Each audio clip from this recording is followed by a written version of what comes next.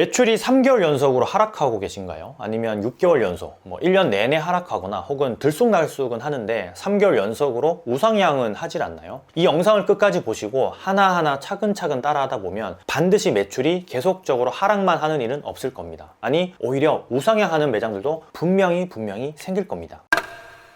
오늘 말씀드릴 이 내용은 어떠한 특별한 테크닉과 기술의 조합이 아니에요. 그러니까 마케팅을 이렇게 하고 저렇게 해서 손님을 끌어모아라 라는 진부한 내용이 아니라는 거예요. 그럼 도대체 뭐냐? 네, 우리가 가지고 있는 잘못된 생각, 어처구니 없는 곳에다가 집중하는 어리석음, 쓸데없는 곳에 낭비하는 비용, 무엇이 먼저인지 어디서부터 손을 봐야 할지 우왕, 좌왕하는 모습을 없애주는 그런 이야기라고 생각하시면 돼요. 쓸데없는 곳에 비용을 낭비하는 매장도 참 많고 굳이 필요하지 않는 곳에다가 투자를 계속 감행하는 곳들도 상당수 봤어요. 그것만 개선을 하더라도 장기적으로 적어도 3개월을 주기로 봤을 때에는 반드시 매출이 올라올 수밖에 없어요. 이건 실제 코칭과 컨설팅을 하는 많은 세계 유수 기업들이 행하는 방법이기도 해요. 물론 우리는 작은 매장을 운영하기 때문에 그에 맞게 변형해서 해석하고 받아들여야 하고요. 또한 매장을 직접 다니면서 현장에서 조언하는 저만의 노하우이기도 해요. 저를 대면으로 만나보신 분들은 하나같이 뒤통수를 후려 맞았다라고 말씀들을 많이 하세요. 왜냐하면 그분들이 원했던 이야기를 하는 게 아니라 전혀 생각지도 못했던 곳에서 방법을 찾아내니까요. 대부분의 장사를 하시는 분들은 본인의 매장이 가진 문제점이 무엇인지 객관적으로 알지 못해요. 그런데 정말 신기한 건 그걸 알게 되는 순간 바로 매출이 올라오고 장기적으로는 돈을 벌 수밖에 없다라는 거예요. 즉 매장의 문제점만 잘 찾아내고 그걸 조금씩 개선만 하면 해결이 된다라는 거죠. 실제 상권과 입지가 가장 큰 문제였던 부산의 A 곱창집은 메뉴 개선과 일부의 마케팅을 통해서 해결을 했고, 상담 스킬의 부족으로 원장조차 제대로 된 상담 서비스가 되지 않았던 일산의 유아 전문 미술학원은 단 한 문장으로 이 문제를 해결했어요. 이 외에도 다양한 매장들이 해당 매장의 문제점을 찾고 그걸 개선했더니 놀랍게도 매출이 올라온다고 간증을 하고 있어요. 그런데 이건 너무나도 당연한 거예요. 생각해보세요, 여러분. 문제가 있어서 그 문제를 해결하면 당연히 예전과 같은 패턴이 반복되지는 않는 거죠. 오히려 개선된 부분에 있어서 좋은 반응이 일어나는 거고요. 그래서 첫 번째로 우리가 해보아야 할 점은 매장의 문제점을 찾는 거예요. 이게 조금 광범위한 파트가 될 수 있기 때문에 구체적으로 말씀을 드리자면 당장에 해결할 수 없는 상권,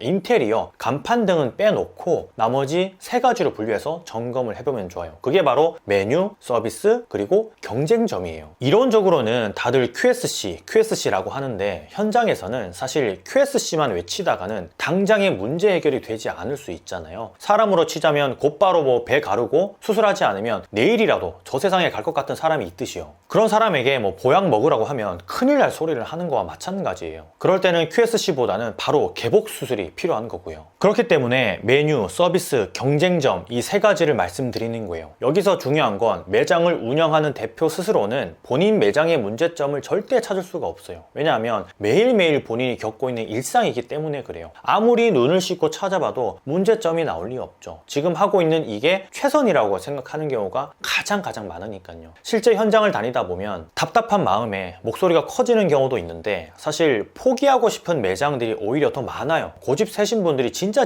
많거든요. 모든 문제점의 해결의 시작은 내려놓는 것에 있어요. 그렇기 때문에 주요 핵심 타겟이 되는 손님들로 하여금 피드백을 반드시 받아봐야 돼요. 이게 단골이 됐든 아니면 처음 오는 손님이 됐든 말이에요. 단골보다는 처음 오는 손님에게 피드백을 받는 게 좋은데, 예전에는 테이블 위에다가 설문지를 놓고 설문을 하기도 하고 했지만 최근에는 이게 조금은 힘들 수 있어요. 손님 입장에서도 귀찮기도 하고요. 그래서 최근에는 QR코드를 이용해서 온라인 설문지를 준다든지 해서 의견을 모으고 있어요. 당연히 설문지 질문은 그리 길지 않게, 그리고 설문을 완료하는 손님에게는 보상을 줘야겠죠. 오는 손님 모두에게 이걸 하라고 하면서 의아해 하시는 분들이 계신데, 모든 손님에게 이런 온라인 설문지를 들이밀었다가는 오히려 손님이 더 떨어질 수 있어요. 그저 솔직한 의견을 받기 위한 것이기 때문에 거기에 중점을 두면 돼요. 얼마 전 라이브를 할 때 이런 고민 때문에 질문을 해주신 구독자분이 계신데, 피드백을 받는 것에 있어서 오히려 부정적인 의견이 강하시더라고요. 무슨 말인고 들어보니까 손님이 이건 개선이 필요한 것 같아요 하는 게 있으면 오히려 그걸 개선하기가 싫어질 것 같다고 하시더라고요. 왜냐하면 손님이 이걸 개선했나 하지 않았나 검사를 할 것 같아서 아예 피드백 받는 걸 싫다고 하시더라고요. 물론 그럴 수 있어요. 고작 몇 푼 벌겠다고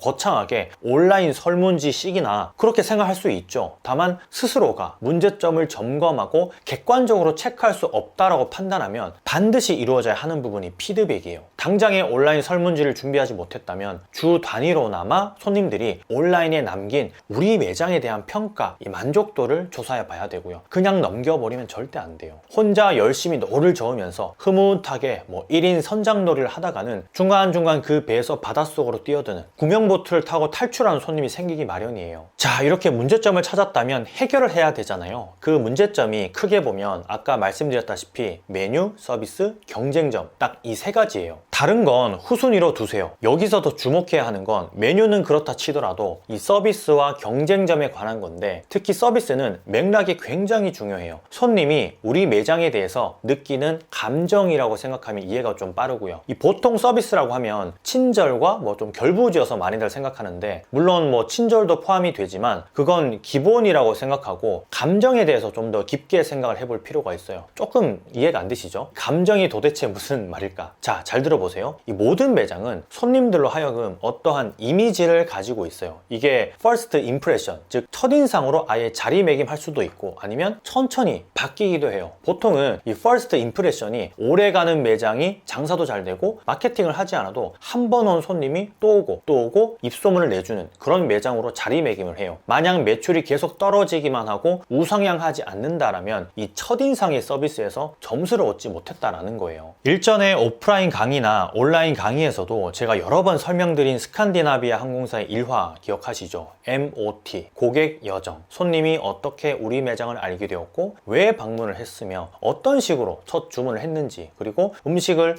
어떻게 먹고 어떤 반응을 보이면서 계산을 하고 나갔는지에 대한 추적과 접점을 알아야 한다는 거예요. 참고로 네이버에다가 스칸디나비아 MOT로 검색을 하면 관련 내용과 일화를 보실 수 있어요. 결국은 우리 매장을 선택한 손님들이 어디에서 이곳을 알게 되었고 어떻게 방문을 했으며 주문하고 맛을 보고 결제하고 다음에 다시 오자 혹은 다음엔 오지 말자라고 마음의 결정을 하는지 트래킹을 해야 한다라는 거예요. 그게 되지 않으면 그저 계속 혼자 노만 젓고 있는 거예요. 두루두루 살피면서 건강은 괜찮은지, 밥은 먹었는지, 어제 잠은 잘 잤는지 애인을 케어하듯이 손님 케어를 하면서 반응을 살펴야 하는데 열심히 직진만 하고 가는 거죠. 여기서 말하는 소통, 케어가 단순히 SNS에서만의 그것을 의미하진 않아요. 손님들이 맛있게 먹고 있는지, 불편한 건 없는지, 간은 적당한지, 서비스에 불만을 표하는 손님은 무엇 때문에 그런 건지, 무수히 많은 변수들이 존재하기 때문에 정해진 레시피, 정해진 서비스, 정해진 룰대로 1, 2, 3, 4번으로 사업이 이렇게 흘러가지는 않는다라는 거죠. 만약 이 모든 게 당초에 무슨 말인지 모르겠다, 우리 매장은 아예 답이 안 나온다, 괴롭기만 괴롭다 하시는 분들은 스타크래프트를 생각하면 도움이 될 거예요. 한두 번 해보신 경험 있으시죠? 처음 매장을 오픈했을 때를 한번 떠올려 보세요. 빌드업이라고 하죠. 테크트리. 빌드업을 생각하고 테크트리를 생각하고 매장을 오픈했는지, 아니면 그런 생각 없이 오픈을 그냥 했는지 곰곰이 떠올려 보면 무엇이 문제였는지 금방 알 거예요. 만약 무언가 굉장히 좀 꼬인 것 같다라는 생각이 들면 빌드업을 다시 해야 된다라는 거예요. 스타크래프트야 게임이잖아요. 게임이기 때문에 이 건물을 지어야지만 저 건물을 지을 수 있는 일종의 룰이 있는데, 장사는 그런 것도 없어요. 2단계, 3단계 건너뛰어도 아무도 뭐라고 하는 사람도 없고 전진만 계속 할 수 있어요. 그러다 보니까 빌드업 없이, 테크트리 없이 바닥이 그냥 공허한, 지지부가 약한 그런 매장이 운영되어지고 있는 거고요. 그렇다고 매장을 다 부수고 새로 지으라고 하면 그건 말도 안 되는 이야기이기 때문에 메뉴, 서비스, 경쟁점 이 세 가지를 중점으로 좀 뜯어 고치는 게 가장 급선무라고 생각하시면 돼요. 자, 메뉴와 서비스는 중간중간 제가 조금씩 말씀을 드렸는데 경쟁점에 대해서는 별다른 이야기가 없었죠. 지금부터는 경쟁점에 대해서 말씀을 드릴 건데, 상대방의 테크트리도 모른 채 빌드업이 어떻게 되어가고 있는지 전혀 무관심으로 그저 경쟁점이 마음껏 장사를 할 수 있도록 방치를 했다면 지금부터는 서서히 상대를 간파하고 이 빌드업과 테크트리를 수정해 나가셔야 돼요. 통상적으로 모든 동네에서 필요한 테크트리는 바로 점유율 스틸이에요. 점유율 스틸. 즉 동네 손님들이 남들의 점유율을 아주 조금씩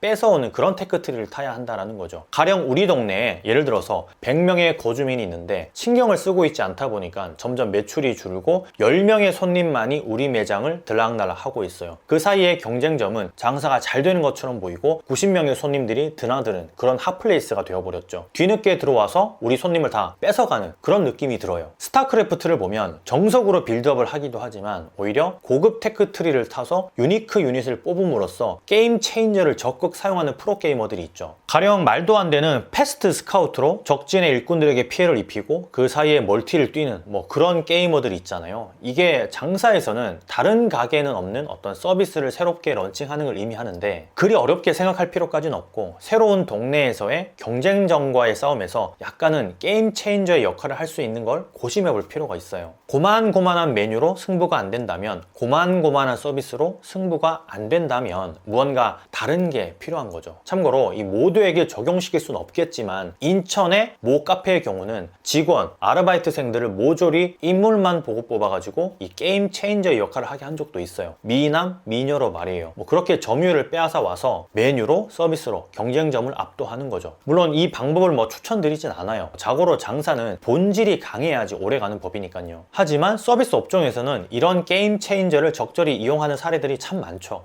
결국 매출이 계속 떨어지고 있다면 반드시 문제점을 가지고 있다는 건데 그걸 본인은 찾을 수가 없기 때문에 제3자를 통해서 찾고 천천히, 아주 천천히 새롭게 빌드업을 해나가는 과정이 필요해요. 거기에서 마케팅을 하지 않아도 손님이 들끓는 그런 가게로의 자리매김을 하는 거고요. 경쟁점과의 싸움에서도 손님의 점유율을 늘릴 수 있겠죠. 이 장사는 계속 문제 해결의 연속이에요. 메뉴를 딱 정해 놓았다고 해서 그걸로 1년을, 2년을 그렇게 버티기는 쉽지 않아요. 인테리어를 멋지게 딱 해놓았다고 해서 3년 이상을 버티는 게 어렵다라는 거예요. 상권이 바뀌고 새로운 경쟁점들이 출현하면 그에 맞는 대응을 해야 되고 우리 매장에 익숙해진 손님들, 지겨움을 느끼는 단골들에게도 새로운 모습을 계속해서 보여줘야 롱런할 수 있어요. 매출이 하루도 아니고 매주, 매달, 매년 그렇게 떨어지고 있다면 방관하는 것보다는 문제점을 찾는 습관을 들이면 좋아요. 찾는 데 시간이 좀 오래 걸리지 그 문제를 해결하는 데에는 생각보다 그리 오랜 시간이 걸리지 않거든요. 찾는 게 더 오래 걸린다는 뜻이에요. 그러려면 매일매일 일희일비 하는 것보다는 매주 매출 체크를 통해서 매장이 어떻게 운영되어지고 있나를 늘 예의주시하는 게 필요해요. 오늘도 열심히 장사하시는 여러분들에게 마케팅을 하지 않아도 손님이 들끓는 가게가 되었으면 하는 바람을 품으면서 건프로는 이만 들어갈게요. 다음 세미나 관련해서 카페에 공지글을 올려놨어요. 고정 댓글로도 달아놓을게요. 그럼 많이 파세요. 감사합니다. 건프로였습니다.